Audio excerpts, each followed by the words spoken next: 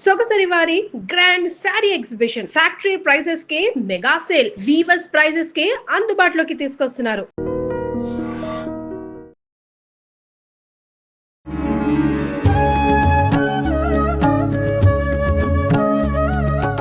నమస్కారం, welcome to I dream. ధర్మ మార్గం విత్ విజిత కార్యక్రమానికి స్వాగతం. ప్రస్తుతం మనతో పాటు ఉన్నారు ప్రముఖ జ్యోతిష వాస్తు పండితులు, లలిత ఉపాసకులు శ్రీ శ్రీ శ్రీ నానాజీ పట్నాయక్ గారు. ఇప్పుడు వారితో మాట్లాడి మరిన్ని విషయాలు తెలుసుకుందాం.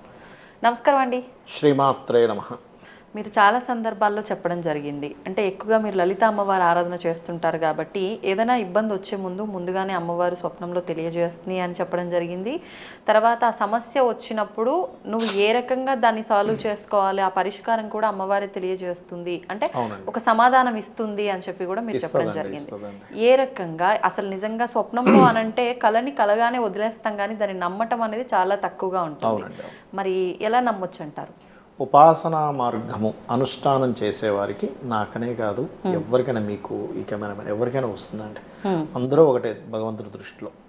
కాకపోతే ఏంటంటే మీరు ఎంత లోతుకి వెళ్ళాలంటే, మీరు ఈరోజు ఒక ప్రసాదం పెట్టారనుకోండి అమ్మవారికి, మీకు అర్థమైపోతుంది మీ మనసుకి, అరే ప్రసాదం అమ్మవారికి ఇంకొంచెం తీపి ఎక్కువ వేస్తే బాగుంది అనుకుందేమో అమ్మవారు అని అనిపిస్తూ ఉంటుంది. చాలామంది ఈ ప్రసాదం విషయంలో కూడా తినదు కదా ఎందుకు పెడుతున్నాం అనిపిస్తుంది. ఇప్పుడు చిన్న ఎగ్జాంపుల్ చెప్తాను. ఒక పేపర్ మీద మీరు ఒక పద్యం రాసామనుకోండి, మీరు కొంచెం చూసి బై హార్ట్ చేశారు. బై హార్ట్ చేశాక అక్షరాలు అక్కడే ఉన్నాయి కానీ మీ మైండ్లోకి వెళ్ళేయలేవు. ఎట్లా వెళ్ళేయండి, అక్కడే ఉన్నాయి కదా అంటే అది ఎలాగైతే వెళ్ళిపోయిందో మీ మైండ్లోకి, ప్రసాదము కూడా అలా తీసుకుంటుంది అమ్మవారు. అదే ప్రసాదం దగ్గరే ఉంది కానీ వెళ్ళిపోయింది. అట్లా అక్షరాలుగా ఉండి వెళ్ళినట్లుగా.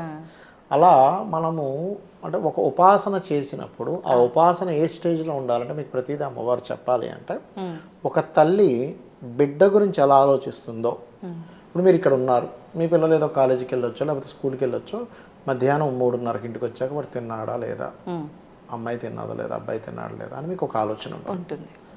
ఓకే, ఫోన్ చేయొచ్చు, మీ మదర్ని అడగొచ్చు, మీ ఇంట్లో వాళ్ళని అడగొచ్చు, లేదా మీ పిల్లల్ని అడగొచ్చు ఫోన్ చేసి తిన్నవా లేదా. మీకు ఎందుకుంది అది? మీ బిడ్డని మీరు ఫీల్ అవుతున్నారు, అవునా కదా?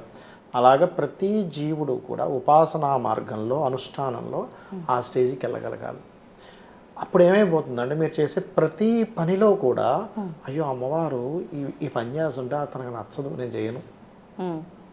ఒక అబద్ధం ఆడాలన్నా భయపడతాం, ఒక పని చేయాలన్నా భయపడతాం. భయపడ్డామంటే నా పక్కనే ఉంది చూస్తుంది కదా అంటే, ఒక మనిషి ఇప్పుడు చూడండి, ఒక తండ్రి పక్కనే ఉన్నప్పుడు పిల్లవాడు ఒక ఎంగేజ్లో ఉన్నప్పుడు సిగరెట్ కాల్చాలంటే భయపడతాడు, అది తండ్రి చూస్తున్నాడు అని. అట్లాగే అమ్మవారు చూస్తుంది కదా, నేను ఈ పని ఎందుకు చేయాలి అనే స్పృహలో ఉంటాడు. అప్పుడు అంత దీనికి వెళ్ళిపోయినప్పుడు ఎలా ఉంటుందంటే, మీరు ఒక పూజ గదిలో కూర్చొని అనుష్ఠానం అంటే, మీరు ఒక మంత్రం చదివారు, ఉదాహరణకి శుక్లాంబరధరం అని గణపతి మంత్రం చదివారు, లేకపోతే ప్రాణప్రతిష్ఠ మంత్రం చదివారు, ఆవాహన మంత్రం చదివారు. మీకు అక్కడ విగ్రహాలు పటాలు కనబడవు, ఇంకా స్వయంగా అమ్మవారి అక్కడ కూర్చున్నట్టుగా మీకు అనిపిస్తుంటుంది, మీ కంటికి అలా అనిపిస్తూ ఉంటుంది. ఆ విగ్రహాలుగా కనబడవు, అవి డైరెక్ట్గా ఆ దేవతామూర్తులే అక్కడికి వచ్చి ఆ మూర్తి రూపంలో ఉందనిపిస్తూ ఉంటుంది. మీకు ఇంకా రాను ఎలా అయిపోతుందంటే, ఈ శూన్యం రూపంలోనే ఉంటుందిగా, కనబడాలని రూలే ఉంది, ఇలాగే ఉంటుందనే ఫీలింగ్ ఒకటి పెరుగుతుంది. అప్పటి నుంచి ఎలా అయిపోతుంది అంటే, మీకు మీ యొక్క స్థితి కొంచెం లేట్ అయ్యో అమ్మవారు వెయిట్ చేస్తుంది నా పూజ కోసం. ఎలా అయితే ఒక స్కూల్లో ఒక టీచరు వచ్చేసి ఉంటారు, నేను ఇప్పుడు లేట్కి వెళ్తే బాగోదు కదా అని హడావిడిగా వెళ్ళిపోతాడో అలా ఉంటుంది. ఆ స్థితికి వెళ్ళగలగాలి. అంటే ఇప్పుడు ఇవాళ పొద్దున్న ప్రసాదం కూడా పూజ చేసాం, పూజ చేసుకునే స్థితిలోనే అంటే మనం ఒక మంత్రం చదువుతున్నాం, ఒక శ్లోకం చదువుతున్నాం, లేదా లలిత చేసుకుంటున్నాము. లలిత చేసుకున్నంతసేపు కూడా ఆ శ్రీమాత, శ్రీ మహారాజ్ని, శ్రీమత్ సింహాసనేశ్వరి, అమ్మవారు అలా సింహాసనం మీదకి వచ్చింది. చిదగ్నికుండ సంభూత దేవకార్య సముద్యత అనగానే అమ్మవారు ఆ చిదగ్నికుండ నుంచి బయటకు వచ్చింది. అలాగా మనం తన్మయత్వంతో ఎప్పుడైతే చేస్తూ ఉంటామో, ఇంకా మీకు నిద్రపోతున్నామా, మెలకుతో ఉన్నామా, ఏం చేస్తున్నా అసలు అమ్మవారికి చెప్పి చేయడం, అమ్మవారు చూస్తుందనే స్పృహతో ఉండడం. అలా ఉన్నప్పుడు ఏమైపోతుందంటే, ఒక తల్లి ఒక బిడ్డ కనుక మనం రోడ్డు మీద వెళ్తున్నాము పట్టుకొని, ఒక వెహికల్ ఏదో వస్తుందంటే టక్కని ఇట్లాగే వస్తుంది. అలాగా ఆ స్థితికి వెళ్ళిపోయినప్పుడు మీకు రాబోయేటువంటి సమస్య, మీకు రాబోయే కష్టము మీకు ఏంటి అనేది ఆవిడ దగ్గరుండి చూసుకుంటుంది. అయితే ఇక్కడ చాలామందికి సందేహం అనిపిస్తుంది, మహాభక్తుడండి కానీ ఏంటో పుసుకొని చచ్చిపోయాడు అంటూ ఉంటుంది. నీ దృష్టిలో శరీరమే నీకు గొప్పది, కానీ అంత ఉపాసకుడికి ఇంకో గొప్ప జన్మలోకి తీసుకెళ్తుంది. ఇప్పుడు ఒక క్లాస్లో ఒక అబ్బాయి బాగా చదువుతున్నాడు, అసలు 4th క్లాస్లో జాయిన్ అవ్వాల్సిన అవసరం లేదు, 5th అయితే బాగుంది, టీచర్ వెంటనే పక్కకి పంపించేసింది. అంత మాత్రం చేత ఈ క్లాస్ నుంచి బయటికి పంపించేసిందని అంటే దాని అర్థం ఏంటి అసలు? ఉన్నతం వైపు తీసుకెళ్ళింది. అలాగే చాలా మంది మిస్కన్సెప్షన్ ఏంటంటే ఇన్ని పూజలు చేశాడు, ఆయన శివాలయంలో గొప్ప పూజారి, లేకపోతే ఇన్ని చేసుకుంటాడు, ఆయనకి జబ్బు రావడం ఏంటి, ఆయన ఇట్లా అర్ధాంతరంగా చచ్చిపోవడం ఏంటి, నేను ఇంత చేస్తుంటే ఇలాంటివి జరిగాయి ఏంటి అనుకుంటూ ఉంటారు.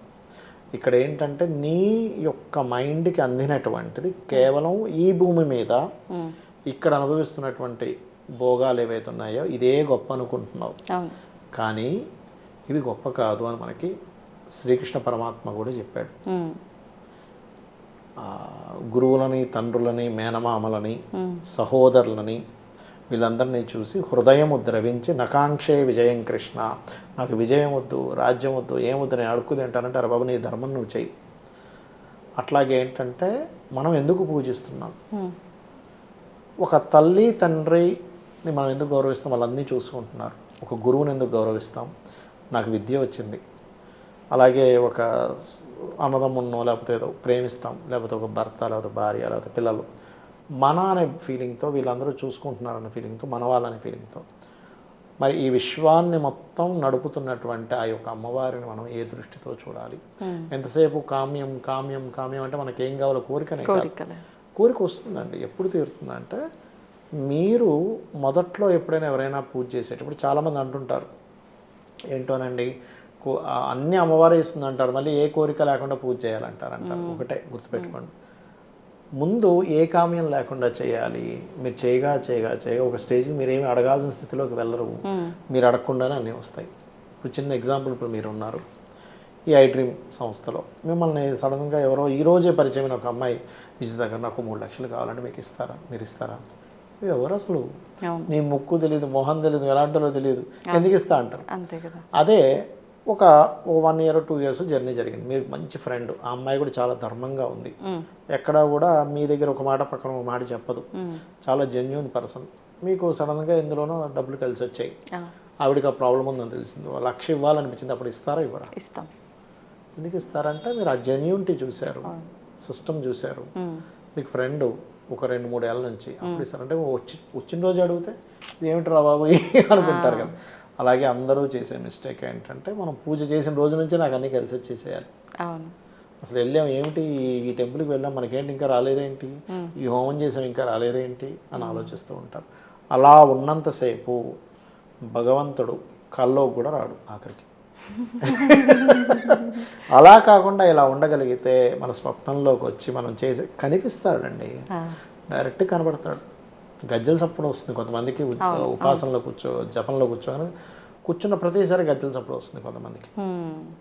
స్వప్నంలోకి వచ్చి మీరు నమ్ముతారో నమ్మరో, అసలు ఈ పూజను ఇలా చేయి, ఈ మంత్రం ఇలా చేయి అని స్వప్నంలోకి వచ్చి తను చెప్తుంది అమ్మవారు.